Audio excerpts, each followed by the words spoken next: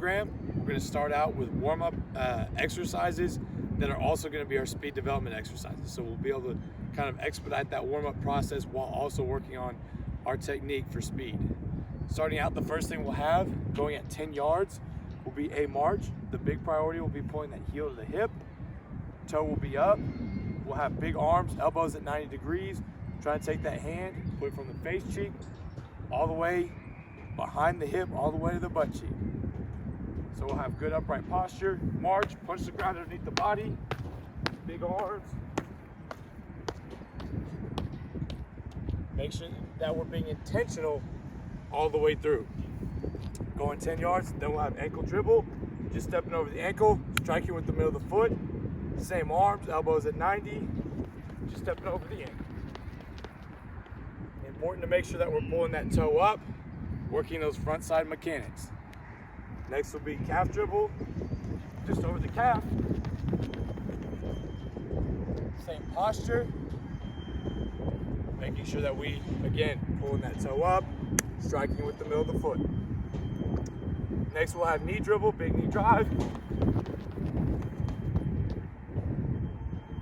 Your athlete should have to move really fast to be able to get that foot all the way up and over. Next we'll have a skip. Make sure that we're punching the ground, punch, punch, punch, getting that foot way up so we can apply more force. Use the analogy of throwing a punch. If you have a short punch, you won't have much force. If you rear back, you're gonna have a lot more. After that, we'll have squat jumps. They'll reach, snap, jump, get over, as if they're jumping over a hurdle, reset, reach, snap, jump, over, going for 5 reps. Then you can have them jog through the line. After that, we'll have alternating bound in place. They'll get to the front of the line. All we'll do is jumping from right to left. Before we jog through. So they'll go 5 on each leg, 10 total. That will help get us ready for alternating single leg bound, where we're adding distance to it. We've already got our height, we're adding our distance. Going all the way through, 10 yards.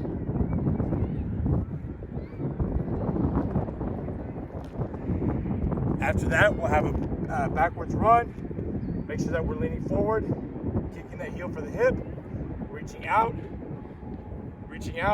so it's a forward lean, kick back and reach.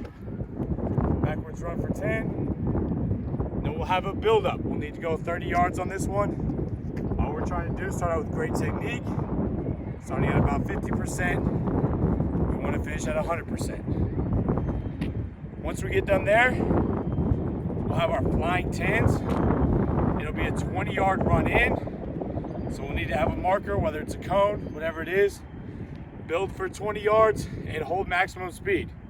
So we should be at 100% before we get to the cone, holding maximum speed from cone to cone for 10 yards before shutting it down. We want to make sure we give them a lot of rest on this, so we want to think about 2 minutes between reps. So if we've got a big group, that's perfect.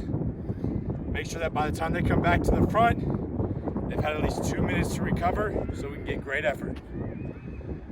With that, then once we're done with our 4 reps, then we'll have 10-yard starts. Just working from a 2-point stance, knee over the toe, big forward lean. We want to over-exaggerate the arms.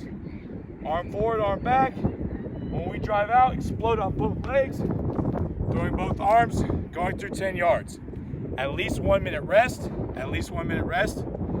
between reps. We'll have 4 there. Then we'll have 20-yard starts where we get 2 minutes in between reps. Once we get done there, we're gonna work wickets. If you don't have wickets, you can lay down your PVC pipes, or just really you can put down a rope, something that won't get kicked over easily. Ideally, wickets will help us with those front end mechanics. So you see here, I've got 5 set up. They're 5 feet apart.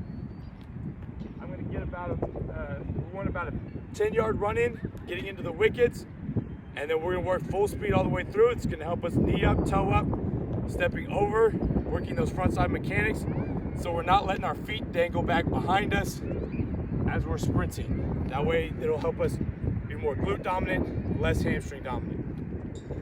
First we'll have full arms.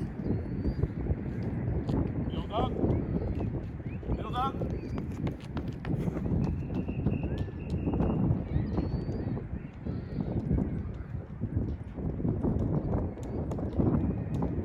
The full arms, elbows set 90 degrees. We just work our regular running mechanics. Once we get done with full arms, then we'll have high hands. We'll go 3 reps of full arms. The first day we do it, we may not go past full arms. Then after that, we'll have high hands. We're reaching our hands over our head as we go through the wickets.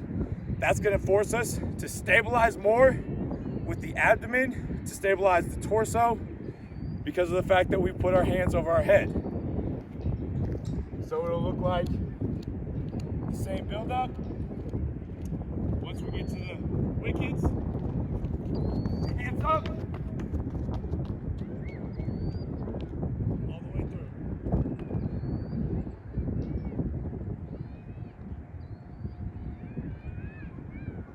The last drill will be pistol. Think SWAT team member, both hands together, you're clearing a house. You want to make sure that we limit the side-to-side movement. We want to try to keep our fingers pointed straight ahead. We don't want them to go side to side. It'll be the same build up. Once we hit the hurdles, hands shoot up.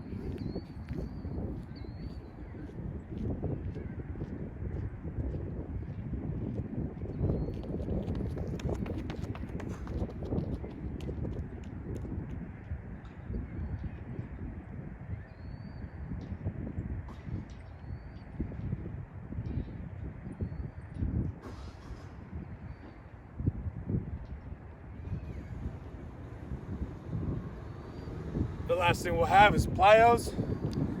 We'll have single leg bound first, just working on cycling that leg through, going 5 reps on each side. So be here, cycle, all the way through. It may start off as a low hop, that's fine. We'll work our way up to where we become more proficient. You'll have 5 on the right, 5 on the left for 2 sets. We'll have our pogo hops, and then we'll have broad jump for 2 sets of 5. They'll go 5 reps, back to the back of the line, come back up for their second set.